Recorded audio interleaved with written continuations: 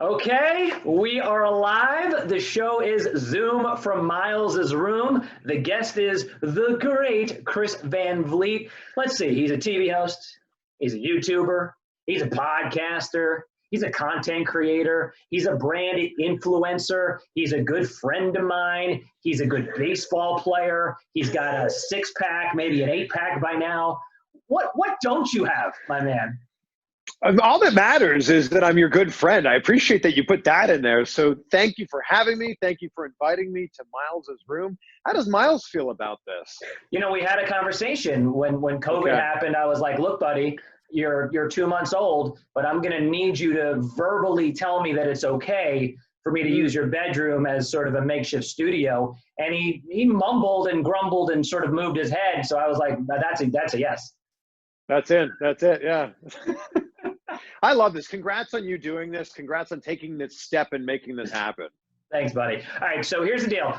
We're just starting this out right now. We've been doing this for like 30 seconds. If you're tuning in, welcome to the party.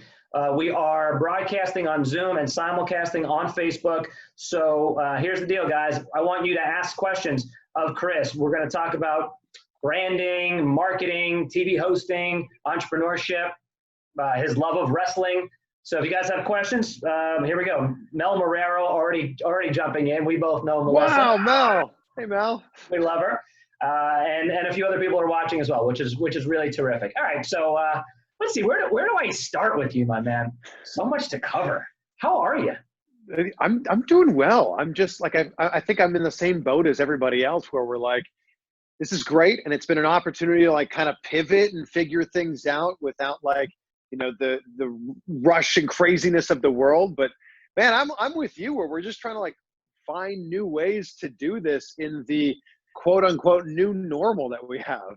I know. And that, you know, one of the things, and I've known you for a bunch of years, one of the things about you I've always really admired, and I've told you this, is you are constantly reinventing yourself and figuring out new ways and new platforms to really sort of, you know, integrate yourself and get new consumers, new followers, if you will. I've been all week, as I've been promoting you, I've just been giving your stats. 247,000 subscribers on YouTube. I mean, well, and it's what's crazy about that, and thank you for putting those numbers out there, but it's almost 250,000 already. So like, you know, those numbers just keep growing all the time, which is, it's the best part about this, because you and I come from the same background in TV, and you can be on the set and you have no idea how many people are watching. You get some Nielsen ratings that are like, you know, that system's pretty skewed and, you know, not very accurate. With this, you see exact numbers and you get instant feedback. And that's why I love the world that we're able to interact in now. Do you feel like you've become, and you know, the term expert, who even knows what that means anymore, but I have been branding you as a branding expert, so let's go with that. I mean, the numbers, yeah, let's go with it. The numbers speak for themselves for you on all the platforms. Instagram, 78,000 followers. You know, do you feel like you've sort of cracked the code? Because it seems to me every time I turn around, you got a new platform and you got another 50,000 people watching you. Well, look, it's cool to have 78,000 followers on Instagram, but like that's just a tiny little drop in the bucket compared to like actual celebrities with actual reach. So I think what I've figured out is I figured out early on that nobody's watching my YouTube videos because of me. Nobody's really coming to my Instagram page because of me. And this is a big thing that I think a lot of people should be able to take away from this. Nobody is clicking subscribe or clicking like or clicking follow because of who you are. They're doing it because of who they are. And I realized that very early on, that like your content is maybe a reflection of something that they see in their own life. And they go, oh yeah, I'm going to follow Dave now because of that.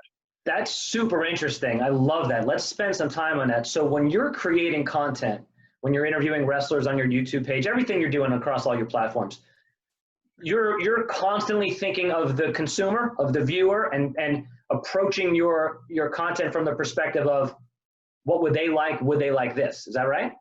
I think you have to, because if you're putting yourself first, I think you're missing out on a huge opportunity there. So I think that a lot of people aren't very smart with the posts that they make, especially people who are trying to build a business and have an Instagram or Facebook page that's based on their business. I think they go, oh yeah, I read in some article that you got to make a post. So there's my post for the day. And I think you got to actually put some thought into this in the same way. I think that people undersell it because it's, free, if you will. But if you were to be putting that time and that effort into making a billboard or making a TV ad, you'd be putting all kinds of thought and all kinds of ideas into it. And I think that people just kind of go, all right, there we go. I've ticked that box for the day. I've sent that thing out. It's such a good point. I'm old school TV host where when I first started my career, you go and you host your show and you interview your celeb, you do whatever, and then you sign some autographs and you leave. Great day at the office. Now it's like, you and I would go to these press junkets in Miami. You go there, you gotta, shoot like I just arrived, check me out, right? Then it's a story. Yeah. Then you get there, then you take a photo in front of the movie poster, about to interview whoever, right? Then you do your interview, then you take a picture with the celebrity. Then you're posting different versions of that picture across 8 different platforms. By the time you're done, you need a nap. Yeah, but that's the way it is, because every single one of those posts is hitting a completely different audience. And I think that the broadcasting world that you and I grew up in and came up in was, we're going to do this interview, piece of content, segment, whatever you want to call it. It's going to air at 6 o'clock. And that will be it. Basically you run all the way up to 6 o'clock, the segment airs and you go, all right, great. What are we going to do tomorrow now? Right. And it took a while, I think, for a lot of TV stations to figure out that, like, and you probably are so aware of this, how many TV stations were going like, there's a new game in town. Tune in at 6 o'clock to find out what it is. I'm sitting there on Twitter and you're going, well, I'll just Google it. Oh, there we go. I don't need to watch the news. Right, so true. these teasers. Tune in 8 hours to hear this great new thing, and you're like, I got it. I'm good. That's not how the internet works. The internet works in the here and the now, and I think that's a really important thing. So to go back to your original question, do I think I'm a branding expert? Absolutely not. But I think what I figured out is, I think that I know what I like to look at on there, and I've just kind of held a mirror up and went, oh, this is the type of stuff that I like.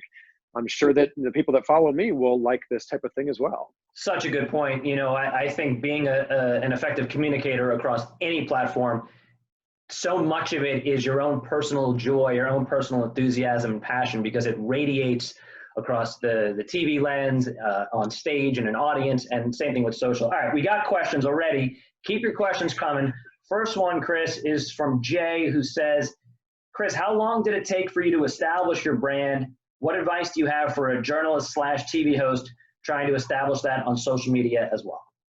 So it took me a long time. My YouTube channel started in 2011, kind of by accident, just posting videos here and there, because I wanted them to not just live on the 6 o'clock news. I wanted them to also live elsewhere for all of eternity, because that's how the internet works. So it took, that was 9 years to build up to the 250,000 subscribers I have now. But I would say the best advice that I have for someone who's getting into it is, you just got to start posting stuff. You just got to start putting that content out there. And every piece of content doesn't have to be perfect. It doesn't have to be perfectly lit. It doesn't have to have the best caption, but you just got to put stuff out there so that you can start to build that audience. And I think that the most important thing is being consistent.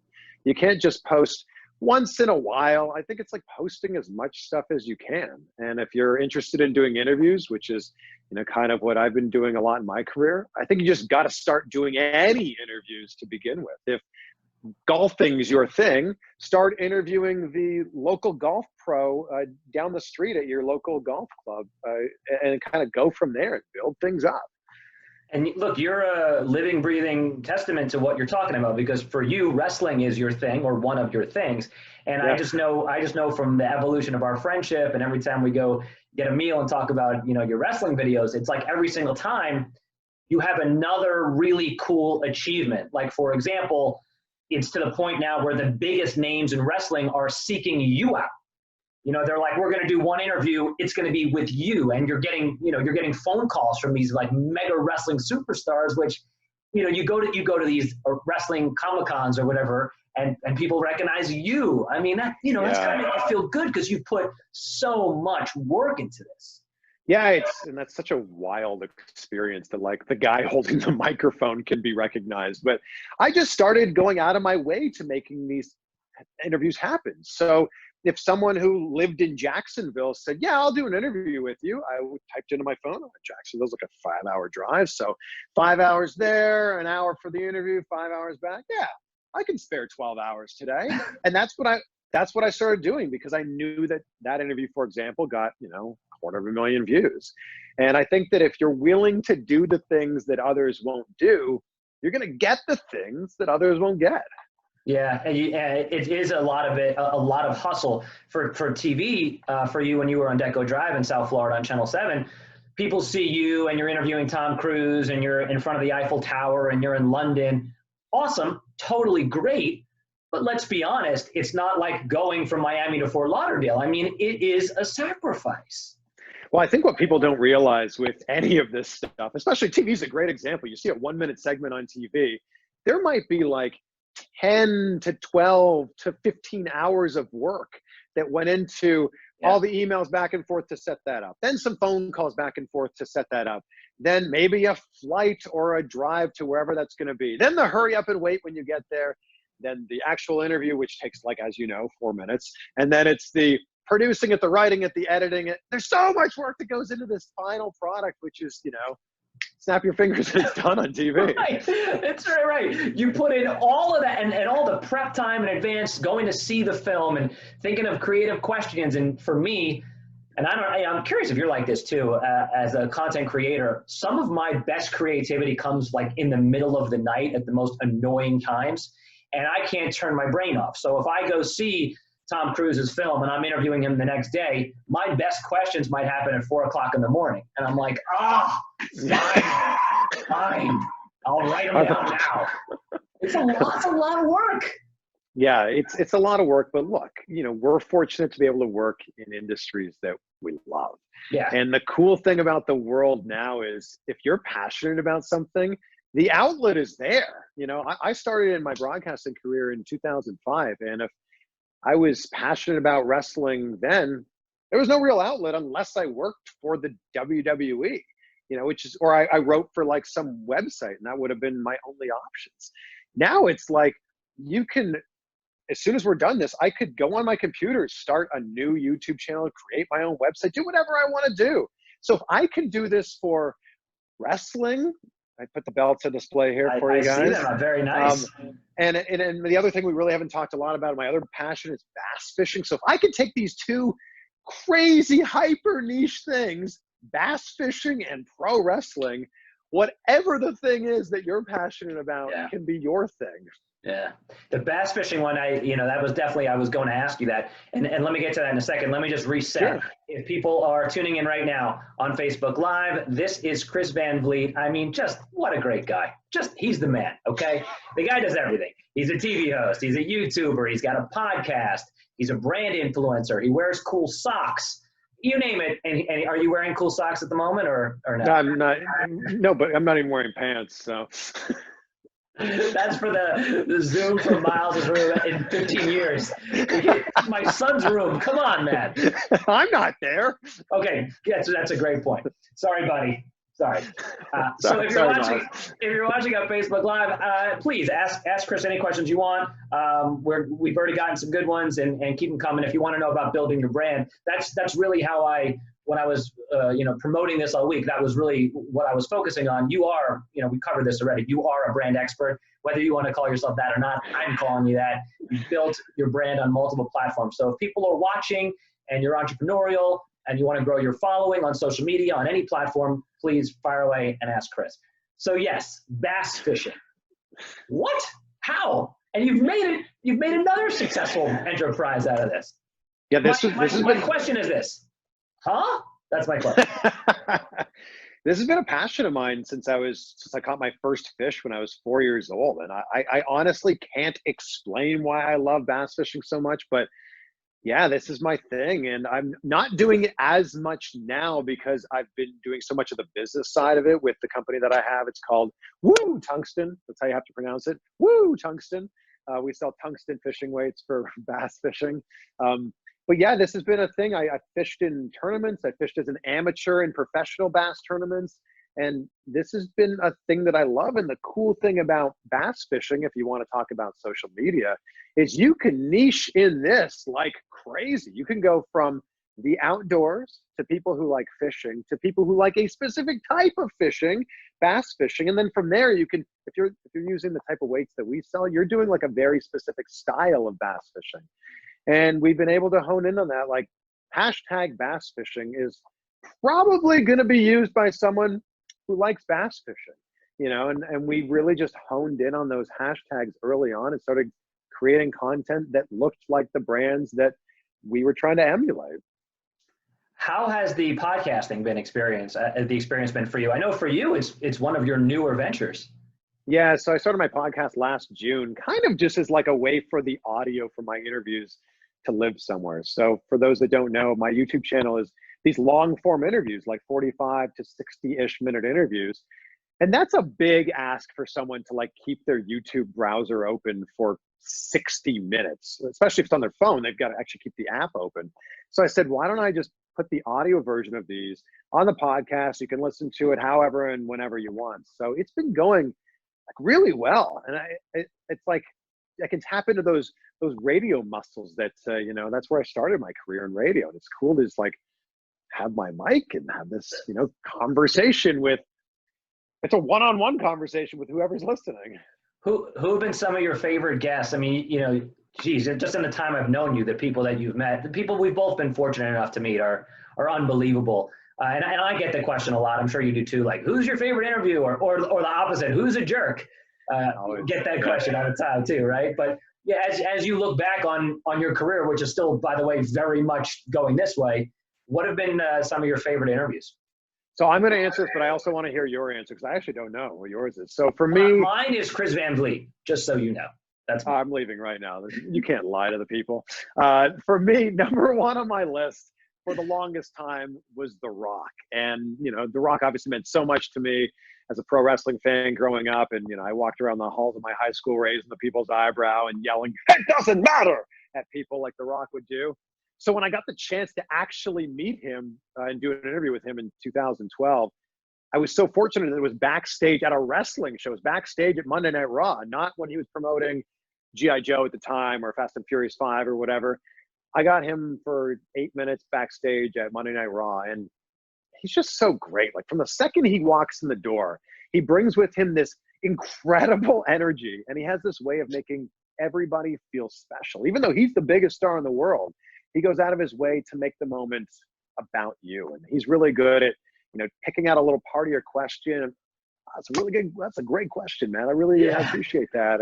Or he'll like, oh, look at you, man. Like, look at you doing. Like, and he makes you feel special, which I think is this incredible star quality. Will Smith also does that too. He makes the moments really magical. Did I just take your answer? Well, he was one of a few for me because it was the same thing that you were saying about The Rock. When I interviewed Will Smith, it was red carpet for Suicide Squad. Were you there for that? I was next to you, yeah. Right. Okay, yeah. So I remember, I wonder if you felt the same thing. Just when he walked into the room, you just feel the energy, right? It's just like, yeah, God is here. You know? Yeah. He just has the thing. And and he looks you in the eyes and he laughs at your jokes and he's just cool. He was one for me. Go ahead. I had a cool moment with Will Smith in that interaction where he performed Miami right before the press press or red carpet. So I had actually been working on this question. Then he sang Miami. I'm like, this is the perfect lead up to it. So I said, I got to be honest with you, Will. Before I moved to Miami, everything I knew about the city, I learned from your song. And he's like, oh, okay. And he's doing his like big laugh and clap, which he does. It's so amazing. And I said, what's the one line from that song that best describes Miami? And he's like, oh, wow. Spanish, Haitian, Indian, Jamaican, Black, white, Cuban, Asian. We sang it together. It was the coolest thing. So great. Such a great moment. Yeah. he was just so nice, and he gave me a big hearty laugh too at one of my jokes that probably wasn't that funny, but he laughed, and I appreciated that. Another one for me was Bryan Cranston. He was so for me, Breaking Bad is like where TV begins and ends. It's the greatest thing that's ever happened to television. I'm with you. Right? I just love it. And I remember with him, I was a little starstruck. And I walk in to interview him, and someone says, "Oh, this is Dave," or whatever.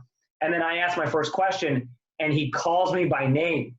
You know, he's like, "Oh, well, that's a good question, Dave." And I was like, "Oh, Bryan Cranston knows my name." Oh, it's just so cool. And I think that the moral of both of our stories here is the little things are the big things. And I will never forget that Henry Cavill greeted me at the door when I did the interview, and then stood up and walked me out when I left. And I'm like, I will never forget that. He's just being an English gentleman. But you sure he just didn't want you to leave, and he was like, yeah, here's where the door is. Get out of here. I didn't get that treatment from him, so well done. Question from James. When you run into a creative wall, how do you break out of it and get the creative juices flowing again? It's a good question.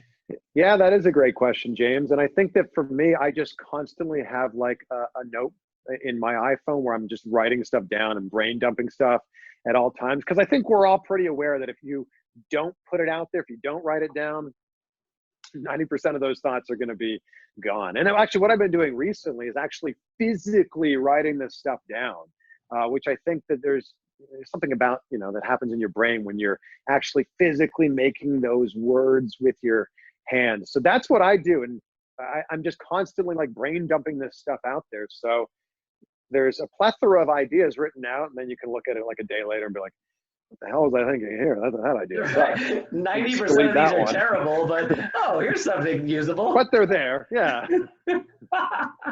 If you guys are joining us just now, Chris Van Vliet it has been with us for 20 minutes or so. We'll hang out for another little while. He's taking your questions, talking about branding, talking about being creative. Chris is a TV host. He's a YouTuber. He's a content creator. He's got a great podcast.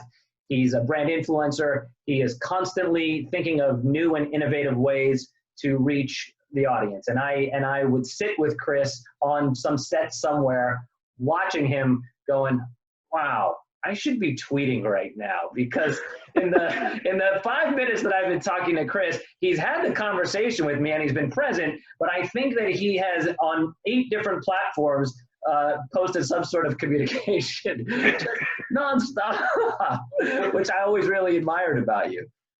Well, thank you. I think it's just important. We're all brands nowadays, and I think that we, for the longest time, just looked at companies as brands, but we're all brands now. Yeah. How come you're not wearing any logos or merchandise on your floor? Like, you should be like a NASCAR. You just have, just logos everywhere. I actually just finished a YouTube video, and I'm like, I don't know. I'll just wear a plain shirt today. Yeah, no, it looks good. I wanted to dress up and look good for you, not just have like, ads all over me.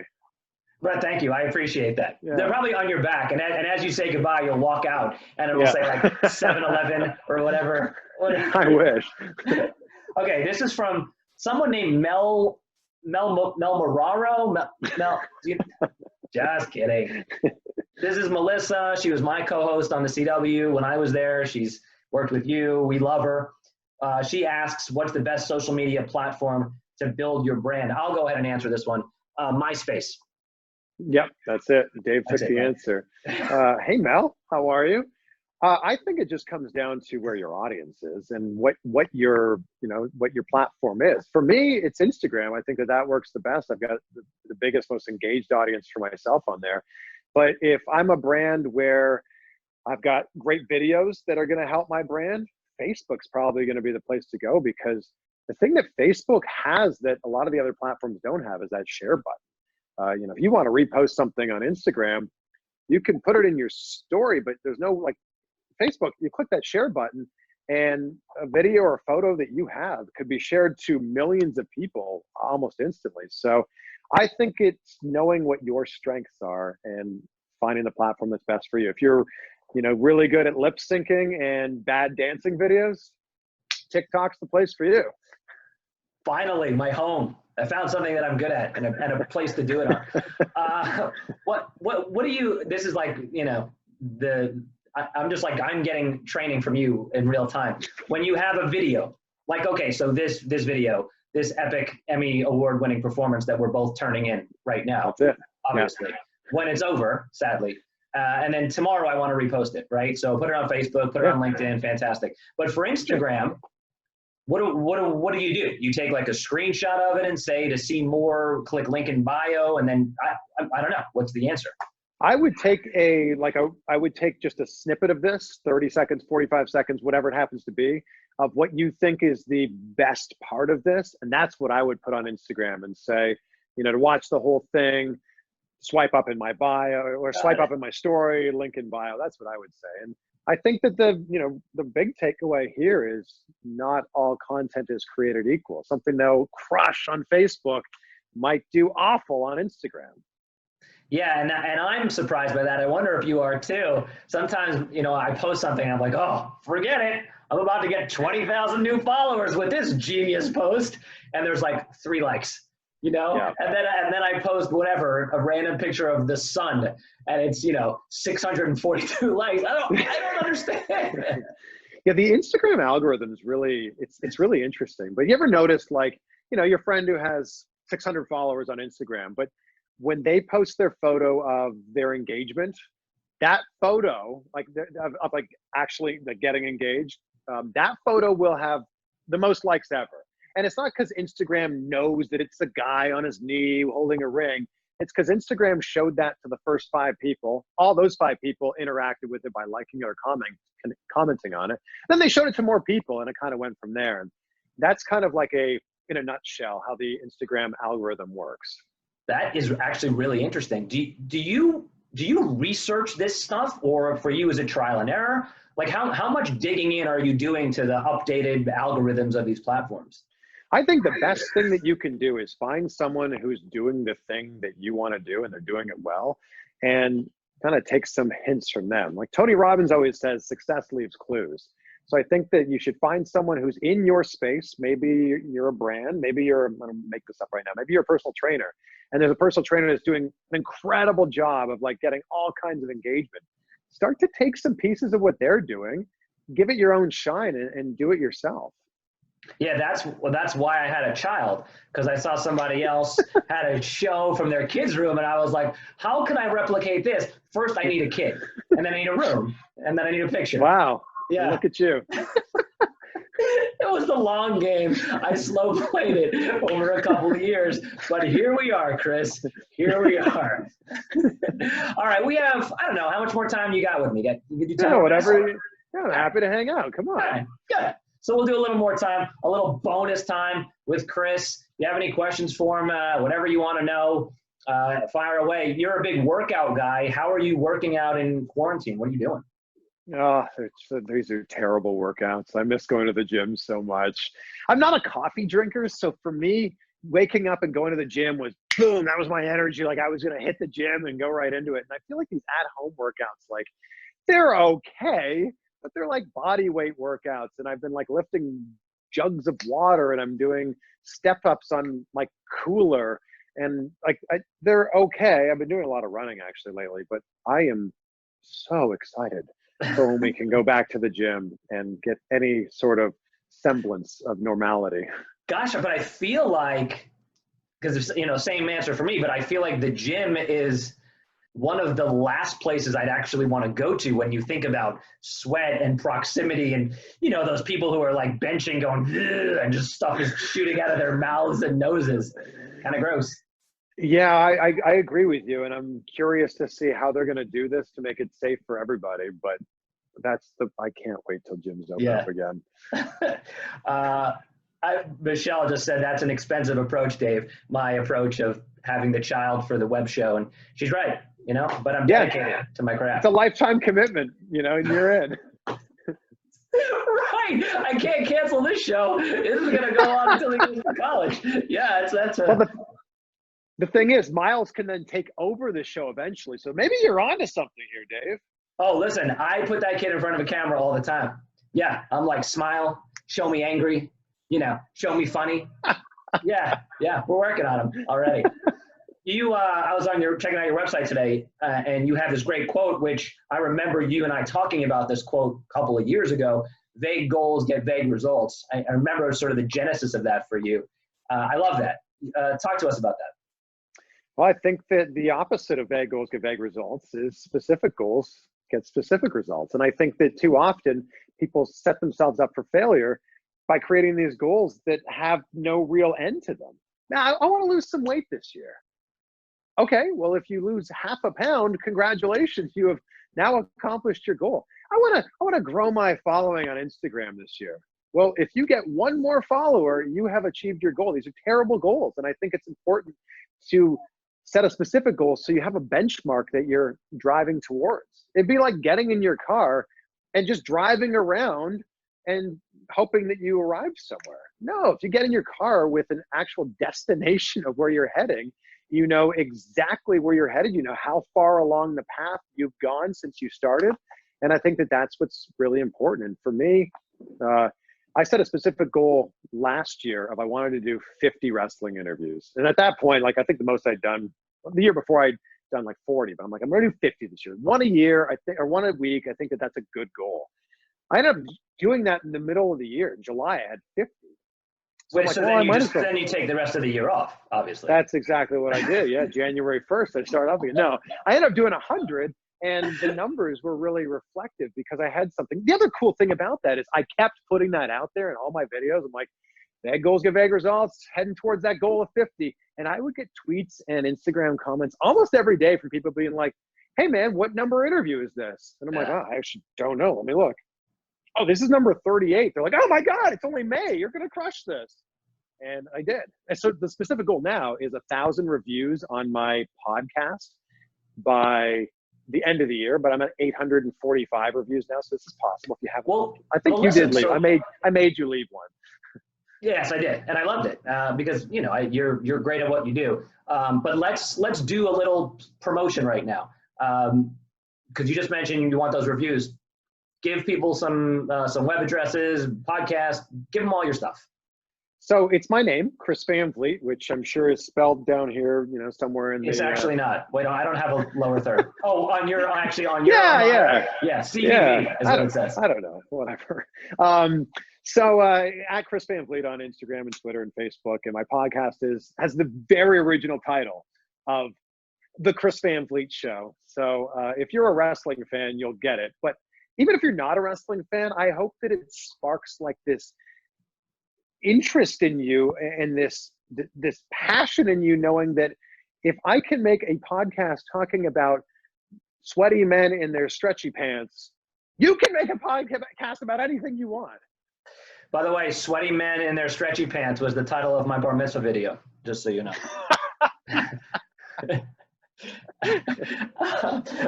With that, let's make an abrupt change quickly. I got a question from Jay who says, is an agent crucial to getting a job as an anchor? Oh, good question. You and I have talked about this a lot. What's your take on that?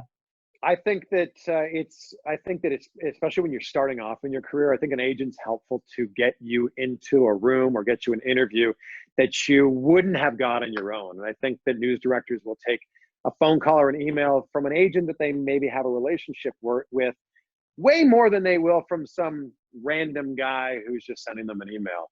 As you get on in your career, maybe some opportunities will start to come up for you, but I've always found that an agent's been helpful to get me into those meetings, get me into those auditions that I never would have either found on my own or I never would have been able to get that kind of access on my own. Well, yeah, yes, I mean, how could you? It totally does suck. Well, I think that you just, you know, maybe through networking or maybe through Googling, but yes, it sucks to give a percentage to your agent every month. It sucks because you're giving that to your agent pre-tax. It sucks. But you also on the back end have to go, would I have this job without them? And in my situation, the answer was always absolutely not. I wouldn't have that job without the agent. Yeah. Yeah, I mean, I agree. I think it's tough because I've had good agents. I've had some not so good agents. It's frustrating because you gosh, in many ways, they shepherd your career. You know, you put a lot of faith and trust in them. And I've told this story before, and I'll leave his name out of it to protect the guilty. But when I moved to Los Angeles from Orlando, I had just come off Slime Time Live on Nickelodeon. I was feeling pretty good about myself. I moved to LA. I got a fancy agent at a fancy agency, and my phone didn't ring for a couple of months. And then one night I went to a party at the Roosevelt Hotel, and I was literally standing next to my agent. And I said hi, and he said hi back as if I was handing him like cocktail meatballs. Like, he did not know who I was. And I was so depressed. I mean, think about, right? Like, that's so depressing because this person is in charge of sending you out for stuff, and you say hi to them and they don't even know who you are. So, yeah, I mean, look, you need an agent. So as a follow-up to that, Chris, I wonder what your take on, should you go, presuming you have the option, let's say both options are available, should you go fancy, super high-end agency, or maybe more boutique agency that isn't as established per se, but probably cares about you as a client a little bit more? If we're being honest, I think when you're starting out, you have to take the agent that's willing to take you on, because a lot of agencies won't. But I think that this does tie in a lot into that vague goals get vague results thing. I think it's really important to be specific with your agent about what you want. Otherwise, it's throwing spaghetti at the wall and hoping something sticks. And I think that if that's a certain style of show, if that's a certain, sports, weather, whatever it happens to be, or if it's a certain city, I think that if you were to say to your agent, hey, I'm signing with you, I'm currently in Des Moines, but I really, really, really want to get back home to be with my family in Phoenix. So if there's anything in Arizona ever, I'm willing to fly myself down there. I'm willing to take those meetings, but just know that Phoenix is my end goal. And then anytime that, Phoenix has ever floated around in the world, they'll know that you're the guy. In the same way that, like, maybe your wife really loves Cadbury cream eggs and you happen to be at the grocery store and, oh my God, they're 3 for 1. You're going to pick them up because that's her thing. Maybe you'll take a photo and go, oh, I saw this and immediately thought of you. That's how it should be with your agent. They should see my number come up on their phone, or their name come up on their phone and go, the guy who likes bass fishing and wrestling is calling me right now. If we ever get a Discovery Channel show about fishing, he's our guy. Maybe there's a way to do a fishing and wrestling. What about wrestlers fishing? That is your show. That's a show you were born to host. I really just want Joe Rogan has kind of taken his passions and turned them into like a really successful whatever he wants to do now. Yeah. Right. That's what I want to do. I want wrestling to be one arm over here. I want fishing to be one arm over here. And I want like hosting, acting. I want to be able to like be the octopus with, I only have 2 arms as I wave them here, but 8 of them. I'm actually glad you mentioned acting. I wanted to talk to you about that because I know that that's been a passion of yours over the years as well. And of late, you're taking your acting classes, you're auditioning for stuff. How's the acting going? It's such a different world. It's so different from, the world that you and I, have got our training in. Because hosting is very like, it's over the top and it's in your face and you're using, different part of your voice. And acting's like, how hard it is to act like normal and then like act authentic. So it's been cool, like flexing those muscles. I've been in a few local commercials this was a really good, I was in a Buffalo Wings and Rings commercial. I felt like, you. I know, I love chicken wings more than anything in the world. So I felt like I had been training my whole life to be cast as I was cast as a dad in a commercial. Training your whole life for a chicken wing. And I bet I've gone out to eat chicken wings with you. I bet you crushed it. I'm sure it was just an outstanding performance. It was method acting at its finest. You're like, oh, I messed up the take. Let me do that again. Bring me 10 new ones. Yeah. But in all honesty, it's been so much fun. I think that the more you can learn, the more you can earn. And I think that the more you can find out about different things and flex those muscles, the better. Well, listen, man, can we do this again, please? This was like super awesomely fun. Very cool. Yeah, thank you so much. And, say hi to Miles for me. Thank him for letting us hang out in his room. I will. You're going to have to meet him one of these days. I told him, even though he can't understand a word I said, I told him I'm going to be his baseball coach, but you also, you were quite the baseball player. So if you want to teach him how to hit, please, by all means. Yeah, well, you at least still play baseball. I haven't played baseball in years. I love that you still do that. Well, for people who don't know, it's fantasy camp. Let's not make it sound like it's amazing. It's my favorite week of the year, but it's not like I'm, lacing them up with the Marlins. But yes, it's, my God, man, it is so much fun. You got to do it. You got to go spend a week playing fantasy baseball. I think my arm might fall off if I spent a whole week playing baseball. Wait, he's making an appearance. What? There he is. Hey, there buddy. he is. There he is. Wow. There he Clearly is. got his looks from his mom. And the interview's Oh, over. he even laughed at that. Wow. Thank you, Miles. Hey, buddy. Hey, buddy. So there he is. Okay. Oh, he waved to me. Hi, buddy. Yeah, he waved to you. He loves you. My wife just told me that there's some questions that apparently I missed in the chat. Did you email them to me? This is in real time. This is happening, Chris, live. This is very, very smooth. Yeah. That's great. Well, I can't find them, so we'll worry about them. I'll ask you them offline because apparently there were even more questions. Oh, so, well, thank you to everyone who joined us. This was so much fun. It was fun. Go ahead and give them your website and all that stuff again. Yeah, chrisvanvliet.com. Chris Van Vliet on all the major social media platforms. So if you have any questions, feel free to reach out to me directly on any of those platforms. Send me a DM, and we'll go from there. Buddy, I love you, miss you.